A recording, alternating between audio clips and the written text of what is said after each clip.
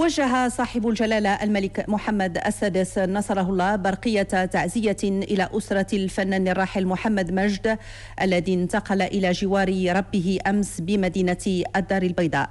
نتابع ما جاء في هذه البرقية.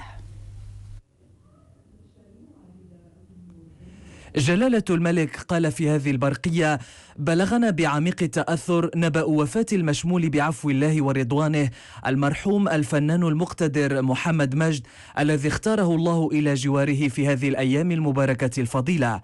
وبهذه المناسبة المحزنة نعرب لكم ومن خلالكم لكافة أهلكم وذويكم ولكل أصدقاء الفقيد المبرور ومحبيه ولعائلته الفنية الكبيرة عن أحر تعازينا وأصدق مشاعر مواساتنا في رحيل نجم من نجوم السينما المغربية المتألقة.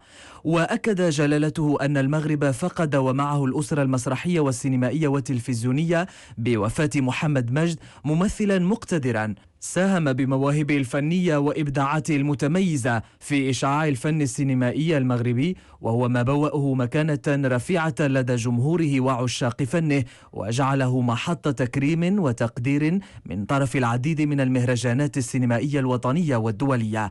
وقال جلالة الملك في هذه البرقية: إننا نستحضر بكل تقدير ما كان يتحلى به الفقيد العزيز طيلة حياته الإبداعية الحافلة بالعطاء والمطبوعة بالارتباط بالواقع والالتزام بالقيم الإنسانية المثلى من خلق رفيع وخصال إنسانية حميدة كانت بمثابة قدوة حسنة سواء لجيله أو للأجيال المتعاقبة من الممثلين والممثلات.